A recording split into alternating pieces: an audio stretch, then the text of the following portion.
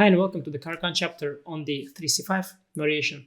As I mentioned in the introduction, I'm intending to try to transpose into the line with bishop f5, but of course we do have to check and make sure that we do transpose, and there are some sidelines that black has to still play 3c5 system without transposing into 3 bishop f5. So let's jump ahead and check these attempts by black in this chapter. I talk about position after e4, c6, d4, d5, e5, and now c5. The main two moves here are dc5 and knight f3. I recommend this clever little move c3.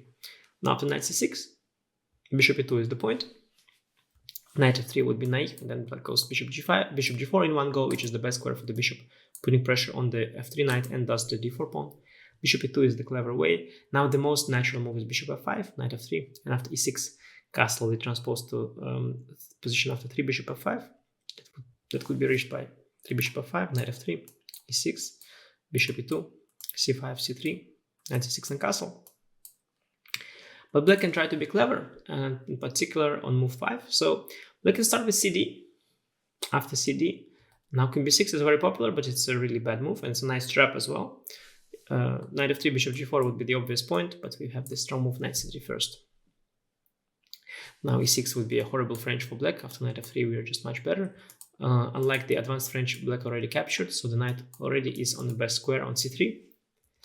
Otherwise, the pawn would have been there, and the knight would have to stay on b1 for a moment, but knight c3, yeah, it's already there. So queen d4 is the other move, and now knight d5 is very strong. Queen d1, bishop d1, knight c7 is a very annoying threat. Black has to deal with it with a clumsy move like rook d8. Now we just play knight f3, e6. Check is good, king d8, and then knight b5 back.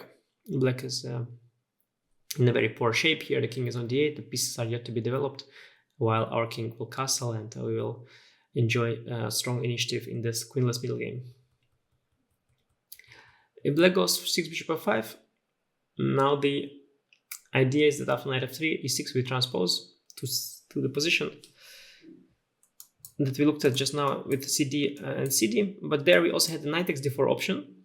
So I would like to give here another option as well, and that would be 7 knight c3, e6 and bishop e3, keeping the option of g4 open. Knight e7, and now even another waiting move, rook c1. For example, now if knight c8, then g4 is very strong. Bishop g6, h4, h6, h5, bishop h7, f4. So we managed to advance all our pawns without having to go knight f3 yet, and next we'll go knight f3, nicely behind the pawns, very harmonious, and we will eventually break through with f5 or g5 after trading away this h7 bishop as well. Bishop g6 is better. Now h4 is very strong. I really like this creative idea. I'm not really sure bishop g6 is better, by the way. It's also not a good move. I think h4 was very strong. Now again, if h6 we go h5, bishop h7 and f4. And if h5, we can use the fact that knight is not on f3 by going the other way towards f4. Very creative idea, and a very strong one as well. That is the extra option we have here. And the other move I should mention is 5a6, a very clever move, by the way. I don't think it's been played. Certainly not much, but yeah, very strong.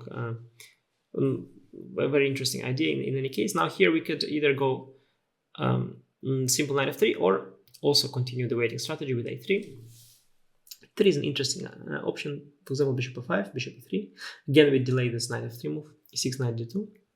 If cd, cd, knight g7, once again rook c1, knight c8, we have this g4 idea. Bishop g6 here, knight h3 is very strong, knight f4 and h4 is coming. And if 8 bishop e7, a favorite move of the engine, intending knight h6 later, then knight gf3, c4. This c4 is the way to use the fact that we've played a3 already. Now d3 is less dangerous because after cb we cannot go ab, but we can play castle, and we have the potential of kingside avalanche with knight e1, and then g4, f4, f5 would be our avalanche. Besides a3, we can play the simple knight f3 as well. Now bishop g4, knight bd2, e6, castle. And it's quite interesting that the best way here for black to play, according to the computer at least, is cd, cd, and now a5. And that interestingly transposes to the position we looked at in the other chapter, where in the 3 bishop f5 chapter, where the pawn is on a7, but after a5, of course, it will transpose either way. If knight g7, we go for h3. Knight g7, obviously much more natural move. We go h3, bishop h5, now knight b3. The b3 square is very good for the knight. The fact that black has got this extra tempo with a6 is not too relevant. Extra tempo compared to the line we have in bishop f5. Just show you how that line appears. So obviously, it's if here black would take and go bishop g4. So same position, but with the pawn a6. Again, not that crucial, this tempo here. And h3, bishop h5, knight b3, knight c8. It's a move they usually play. Bishop e3, bishop e7, rook c1, castle, and knight c5. Knight's a very nice piece on knight's very well placed on c5. If bishop takes, we've got the bishop pair. And the fact that the pawn is on a6 again is not really of great help here for black.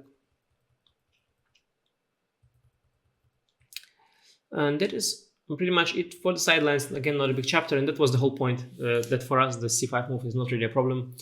We, having found this clever c3, bishop e2 little idea, I think we will most likely just transpose to our prep after 3 bishop f5. And yeah, I think a nice little nuance just to have a little bit less of a workload, a little bit less for us to remember. So thank you for watching, and see you in the next chapter.